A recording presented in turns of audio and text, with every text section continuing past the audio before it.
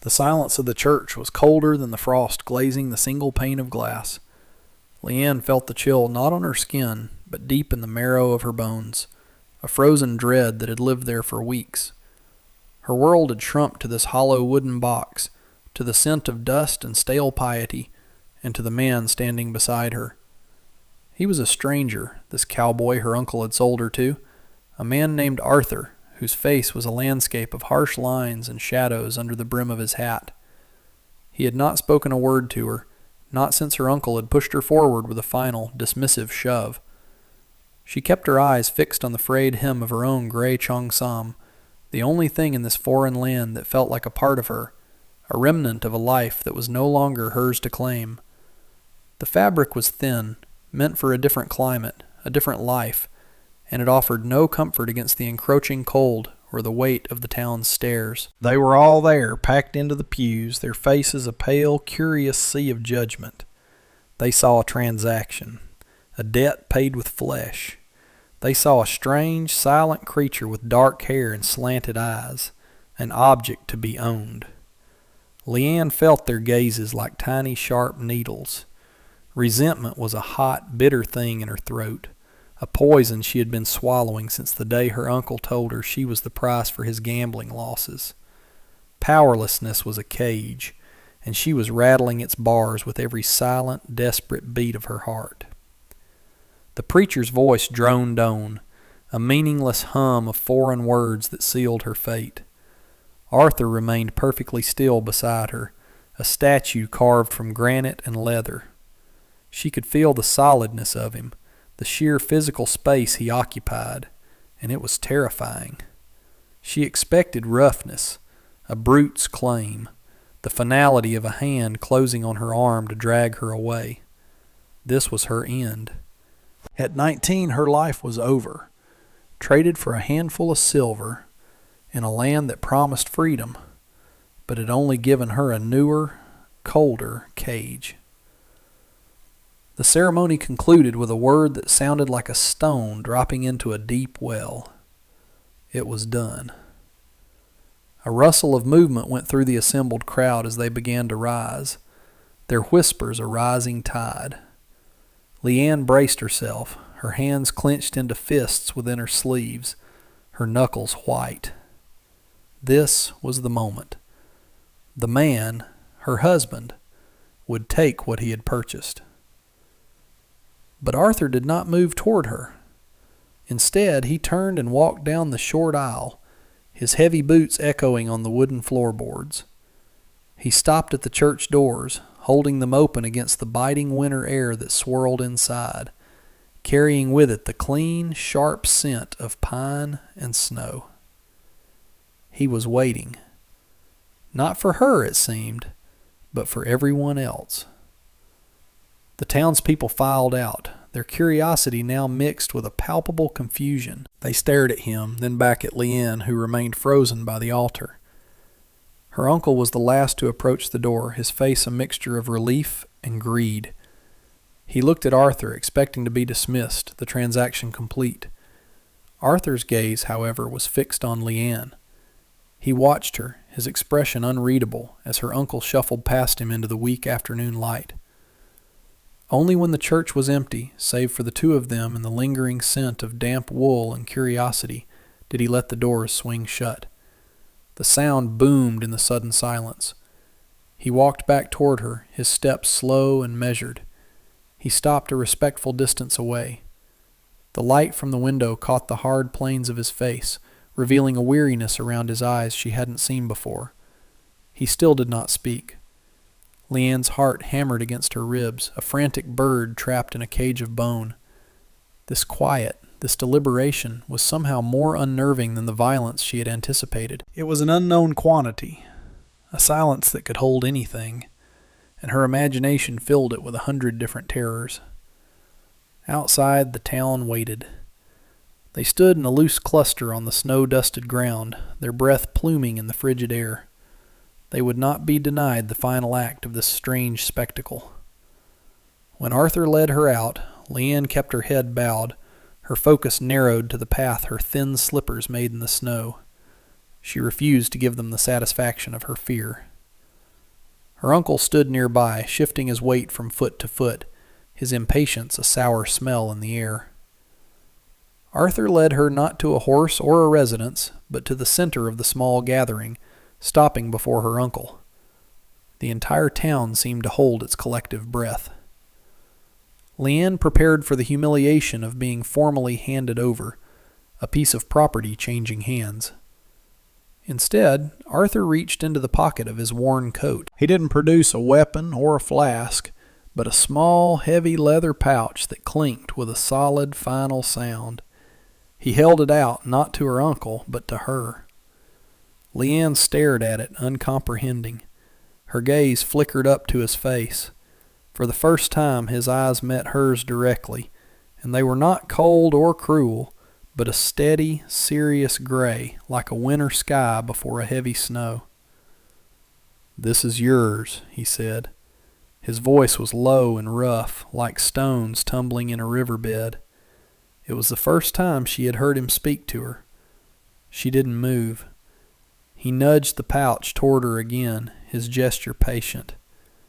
Hesitantly, she reached out and took it.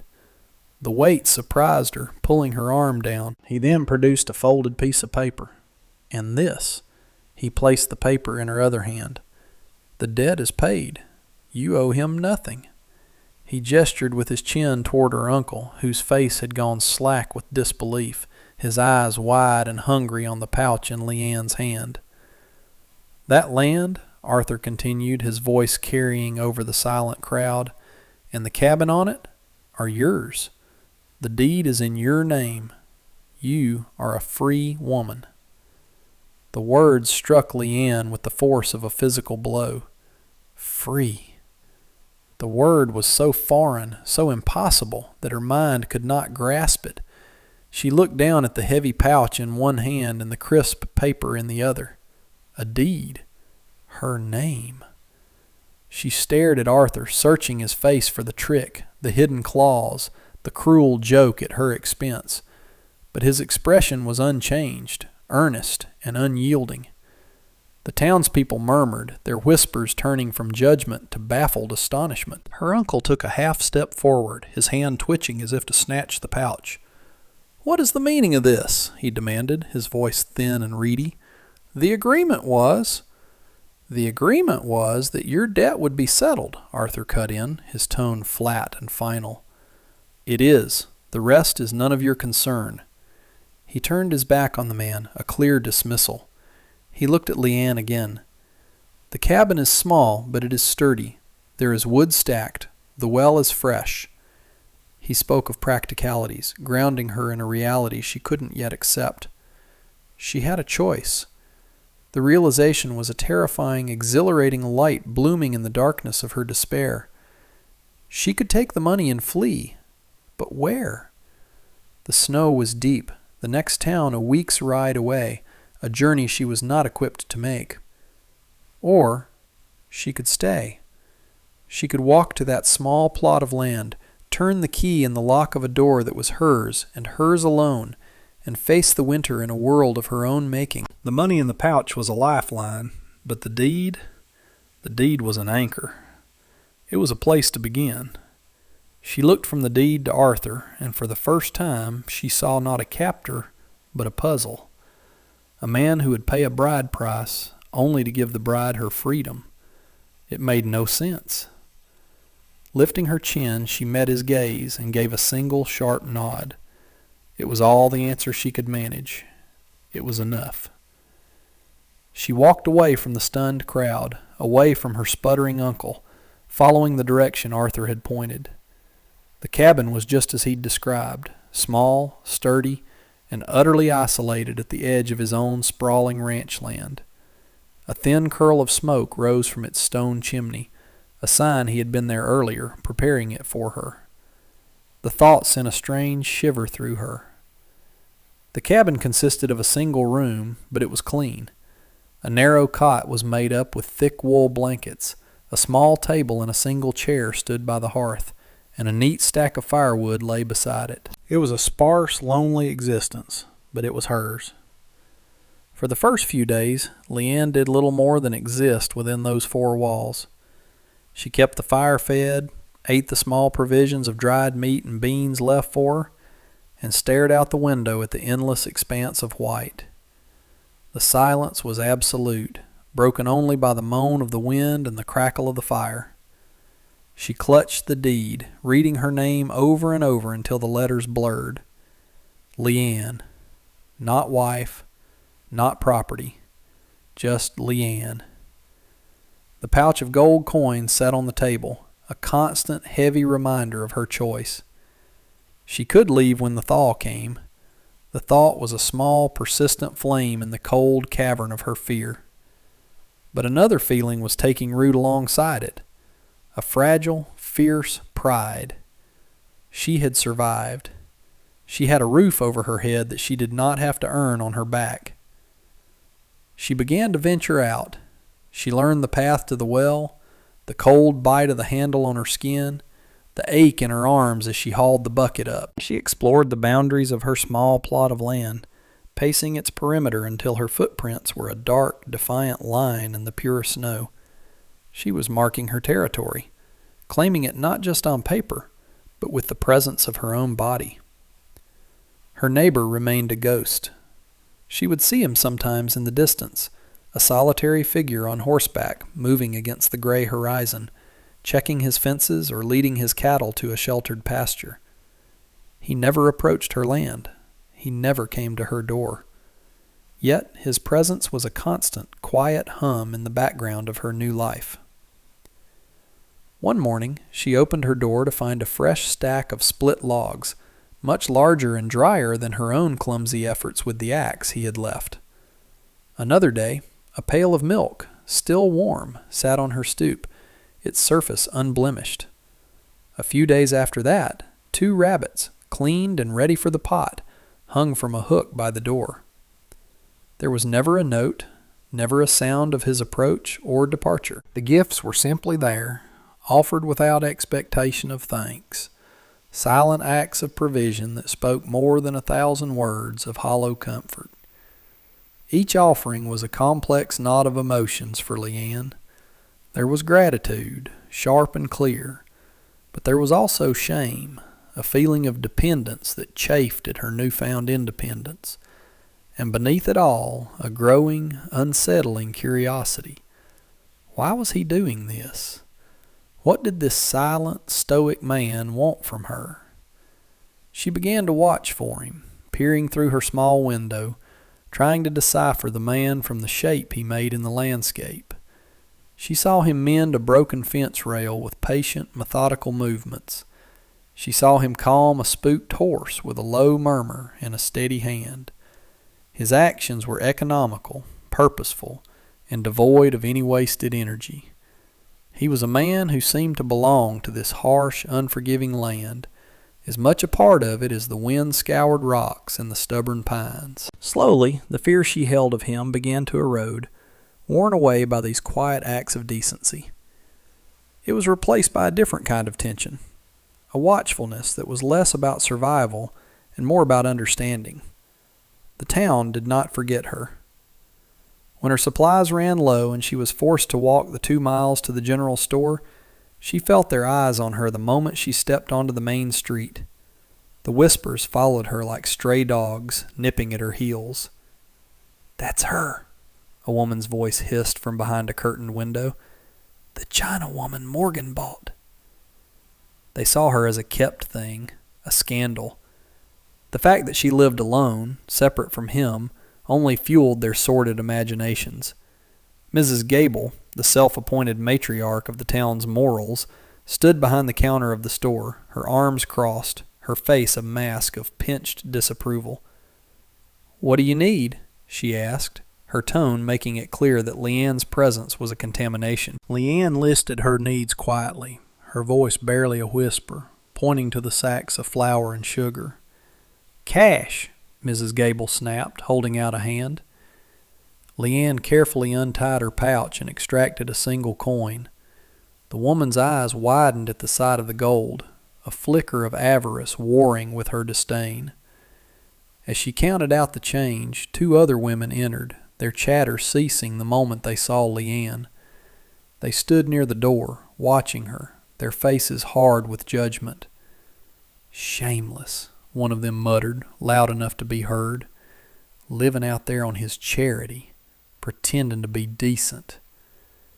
Leanne's hands trembled as she gathered her purchases. The gray Cheongsam, once a connection to her past, now felt like a costume, marking her as other, as alien. She wanted to be invisible, to shrink into nothing and disappear. But then she thought of her cabin, of the deed with her name on it, of the quiet dignity of her solitude. A tiny spark of defiance flickered to life. She would not let them break her. She straightened her shoulders, lifted her chin, and met their hostile stares with a quiet, steady gaze of her own before turning and walking out, the bell above the door her only parting shot. A blizzard descended a week later, a furious white wall that erased the world. For 2 days, Leanne was a prisoner in her cabin as the wind howled like a hungry wolf and the snow piled in great drifts against her door and window. The small room grew colder, the fire a hungry mouth that devoured her woodpile at an alarming rate. Fear, a familiar and unwelcome guest, began to creep back in. She rationed her food and her firewood, huddling under the blankets, listening to the storm rage. On the third morning, the wind died down to an exhausted moan. When she peered through a small, ice-free patch on her window, her heart sank. The snow was piled halfway up the glass, and she could see it was drifted all the way to the roof line against her door. She was trapped. Panic, cold and sharp, seized her. She pushed against the door, but it wouldn't budge. She was buried alive. She beat against the solid wood with her fists, a useless, desperate gesture, her cries swallowed by the thick blanket of snow. Just as a sob of pure despair escaped her, she heard a sound from outside. A rhythmic scraping and thudding. It was slow, laborious, but steady. Hope, fierce and sudden, surged through her. She pressed her ear to the door, listening to the sound of salvation. It took what felt like an eternity, but gradually a sliver of gray light appeared at the top of the doorframe. The scraping grew louder, closer. Finally, with a great heave, the door was pulled open from the outside, revealing a wall of snow and the figure of Arthur, his face red from the cold, his coat and hat caked in ice. He leaned on his shovel, breathing hard, his gaze sweeping over her, checking for injury. He didn't say a word. He just nodded, as if to himself, and then turned his attention to her roof, where a dangerous weight of snow had accumulated. He worked for over an hour, his movements efficient and tireless, clearing the snow from her roof and creating a wide path to the woodpile and the well. Leanne watched him from the doorway, a hot ache in her throat. When he was finished, he finally looked at her, his expression as serious as ever. "You have enough wood?" he asked. She nodded, unable to speak.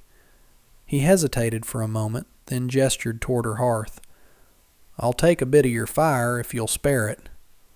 It wasn't a demand, but a request, a quiet acknowledgement of their shared ordeal. She stepped back, opening the way into her home. He stamped the snow from his boots and entered, bringing the clean, cold scent of the storm with him. He knelt by the fire, holding his raw, chapped hands out to the flames.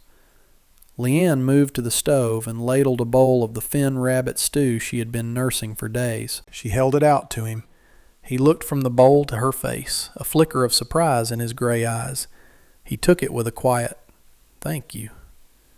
They ate in silence, the only sounds the crackle of the fire and the scrape of their spoons against the bowls.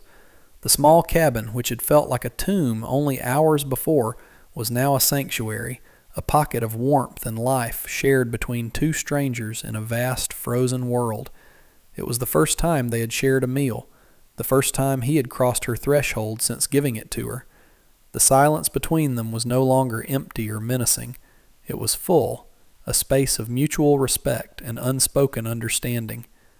In that moment, he was not her buyer and she was not his property. They were simply two people surviving a storm together. The thaw came slowly, first in drips from the eaves, then in muddy rivulets that carved paths through the snow. The world began to re-emerge in shades of brown and gray, the promise of green still a distant hope. Leanne's small world expanded with the receding snow line.